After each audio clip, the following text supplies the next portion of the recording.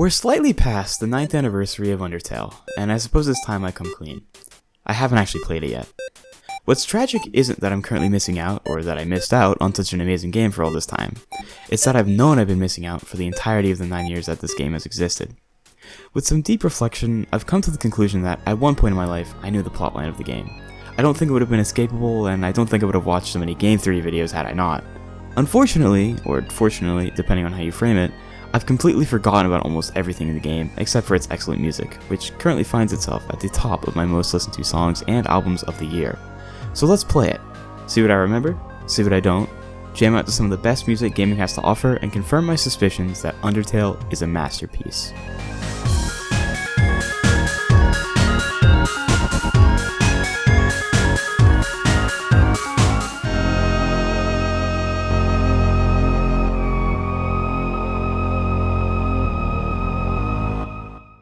I opened the game and learned that long ago, the humans and monsters were at war. After coming out victorious, the humans sealed the monsters underground with a magic spell. A while after, we fall into the underground when trying to climb Mount Abbott. We start the game, choose our name, and I immediately recognize our surroundings. Where's Flowey? Oh, there he is.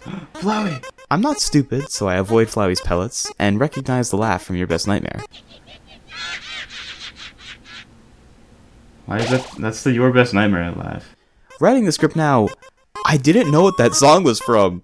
And if you don't, we'll learn together, don't worry. Toriel saves us, and I'm graced with the first familiar song of the game. I'm then immediately graced with another familiar song. She helps us traverse through the first few puzzles of the ruins, until we meet the dummy. I accidentally killed the dummy. I'm sure that won't bite me in the future.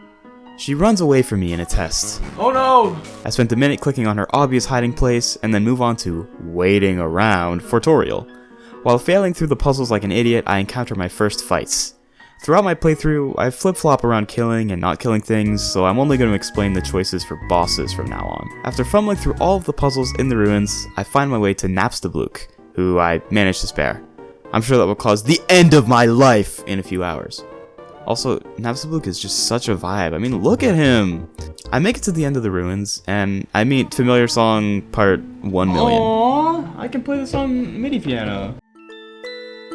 I eat my cinnamon butterscotch pie, learn some snail facts, and face the looming possibility of being trapped underground forever as Toriel tries to break the door to the rest of the underground. Not wanting that, I guess I have to fight her. Of course, I could never hurt Toriel, so I just spare her. It's so cute that she doesn't attack you when you're on 1 HP. She's such a kind soul. She doesn't deserve this stress. We make it to Snow and get transported to a horror game. Isn't it? This sounds right.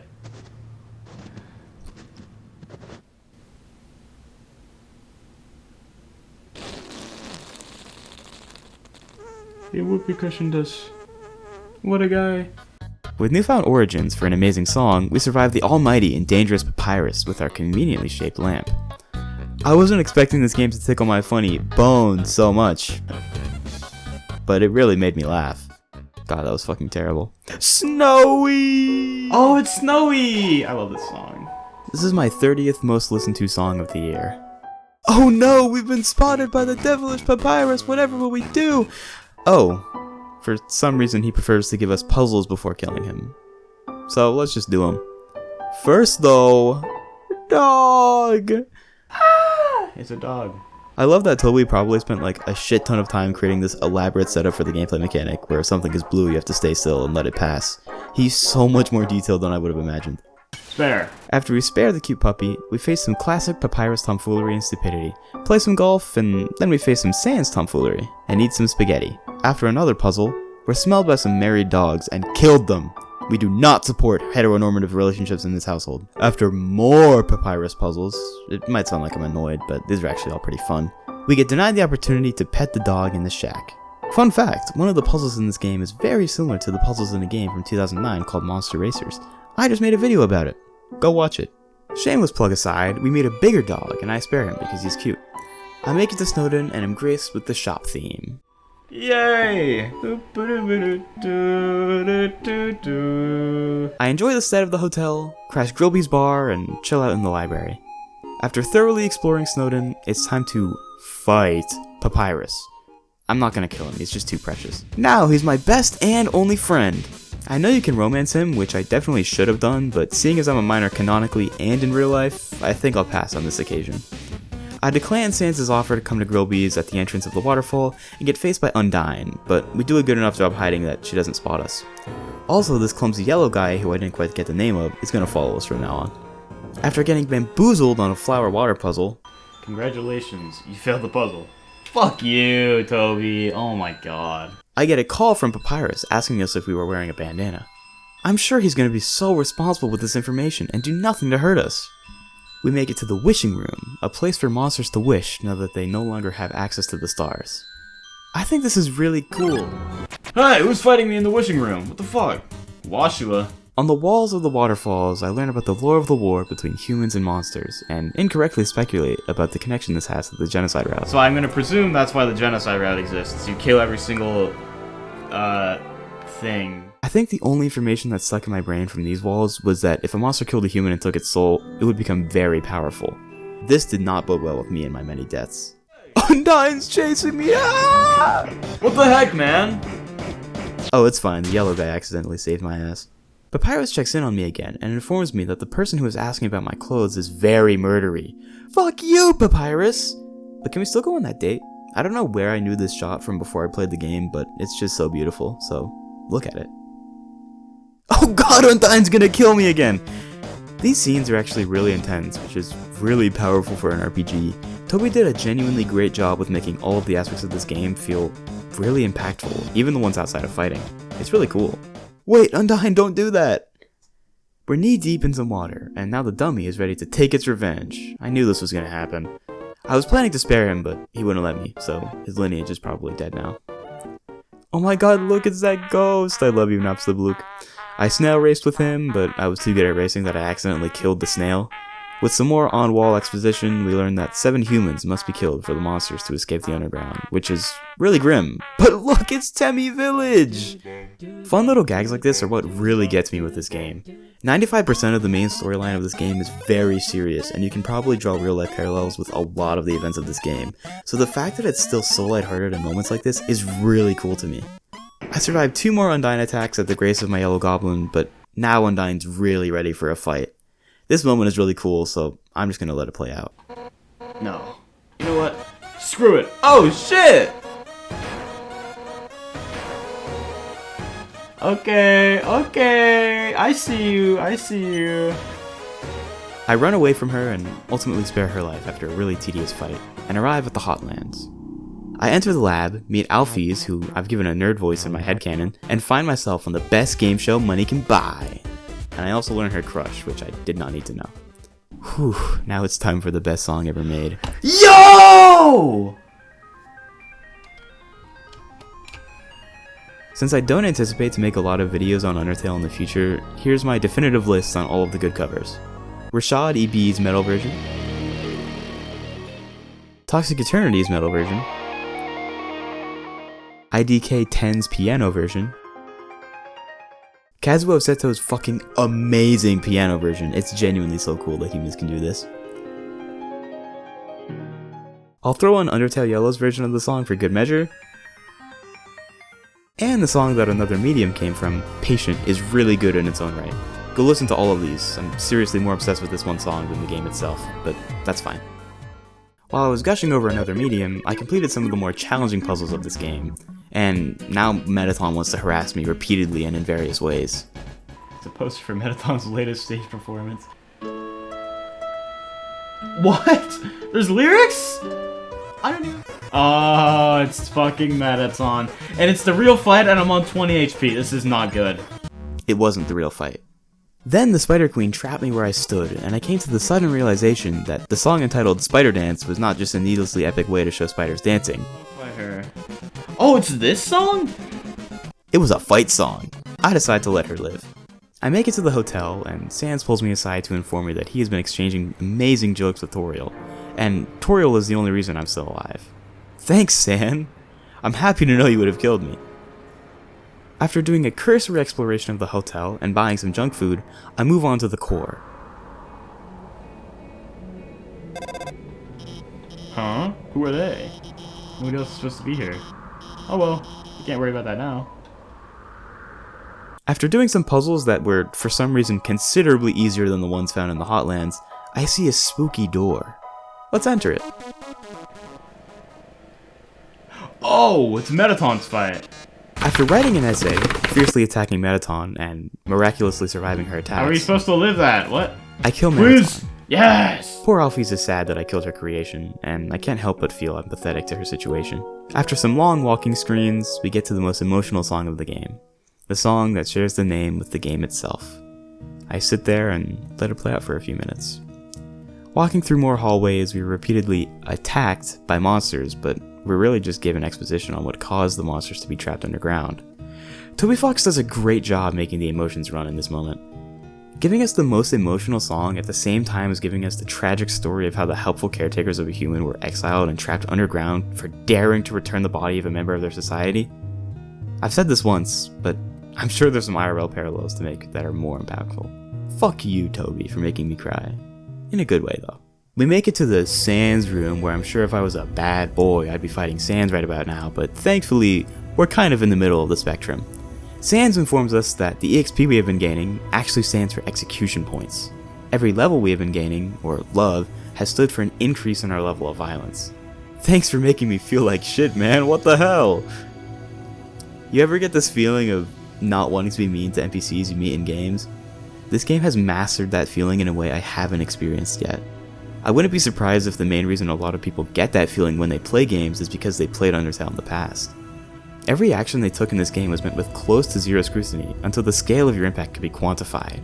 The totality of your actions make you feel like a terrible person, and I think that's beautiful. Before you ask, I probably won't do a pacifist or a genocide run for a little while, for reasons I'll have to explain in a bit, but I guarantee I will do one. I have to know how that affects the story. I have to. Now let's meet Asgore. Actually, before that, let's look at his stash of 6 dead humans. They need 7 to get out of the underground. He's gonna kill me. Dum-de-dum. Oh, is someone there? Just a moment. I've almost finished watering these flowers. Oh, this is such a... Here we are. Oh, it's Toriel's husband, isn't it? Fuck! I so badly want to say, would you like a cup of tea? But, you know how it is. Are you ready? If you are not, I understand. I'm not ready either. This is the barrier. This is what keeps us all trapped underground. If by chance you have any unfinished business, please do what you must.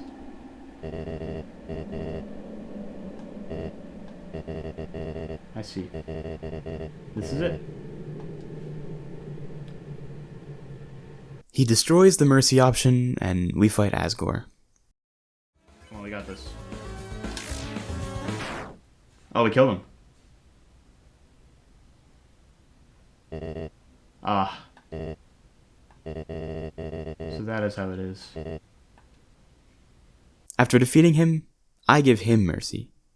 Deep down, I think I expected nothing to come of it, because I knew I wasn't in a pacifist run, but I so dearly wished something would come and make this a happy ending. That hope was shattered.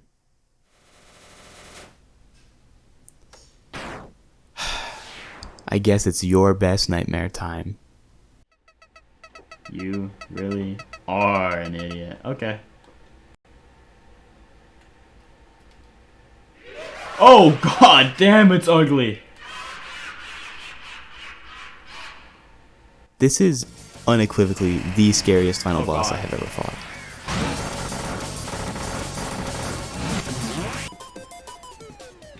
Give me healing, please.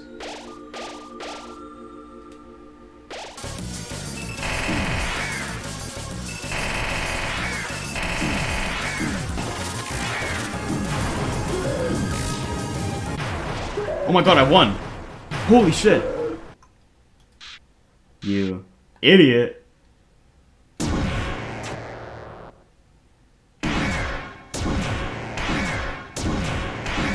That's fun.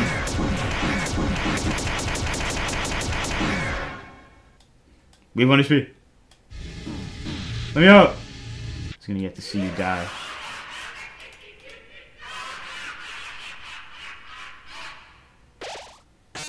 The souls. What are they doing? No! You can't do that. You're supposed to obey me. Oh my fucking god.